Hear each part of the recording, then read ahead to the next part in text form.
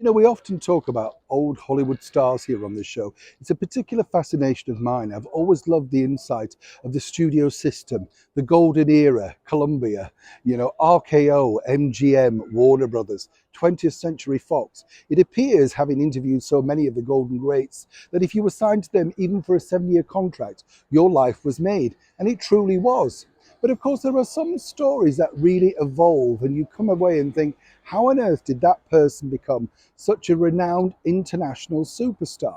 Now, coming up this weekend over here in the United Kingdom is a brand new docudrama all about the life of Archie. Yes, not that Archie, of course, but a man who went on to be called Cary Grant. You know who I'm talking about now. He is the man, of course, that was seen as suave, debonair, and married quite on a number of occasions. But it's interesting, isn't it, with these docu-series, because they always want to paint that celebrity in a negative light. I don't know about you, we all like a bit of salacious gossip and a bit of spine tingling and stuff like that. But what I do enjoy is finding things out about that person that I'd never known before. There's another documentary also coming up in a couple of weeks, all about the late and brilliant Rock Hudson, who I was lucky enough to meet very briefly on a flying visit, his very final visit to London while promoting the TV soap Dynasty. More on that later. But what's interesting here about this particular documentary, it has the blessing of his daughter, Jennifer. But I wanted to share with you something about Cary Grant that I was lucky enough to find out literally by interviewing a British comedy great. You see, there was a double act in the 1960s called Mike and Bernie Winters. Went on to be very, very successful, if not rivals to another comedy giants, Morecambe and Wise. I interviewed Mike in the final years of his life about his book. And in it, he references the fact that he became very good friends, along with his brother Bernie, with Cary Grant. And here's the reason why.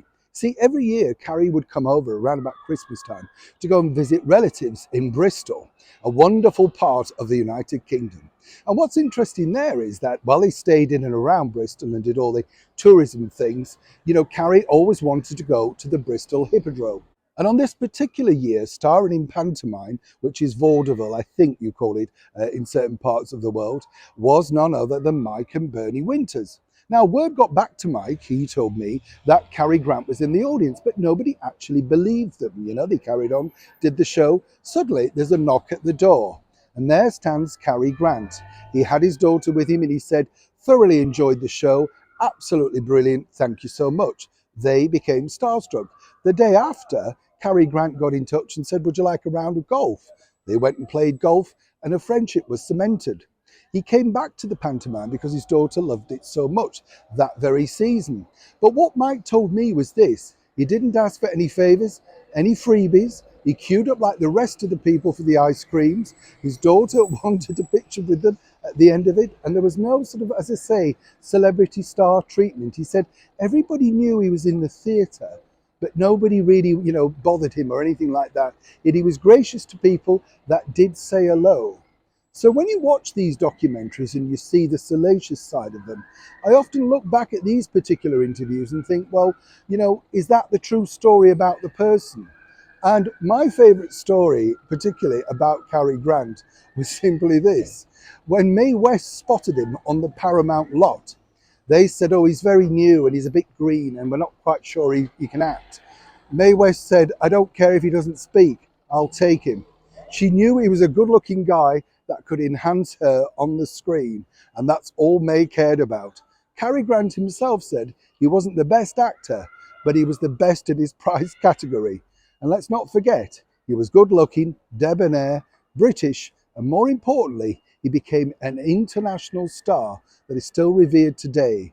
So for all those that say negative things in these documentaries, I would suggest you just have a reread of perhaps other people's biographies, and indeed look at some of the interviews that we'll place online eventually about the people that we've been lucky enough to meet who are connected with, quite literally, Hollywood's golden greats.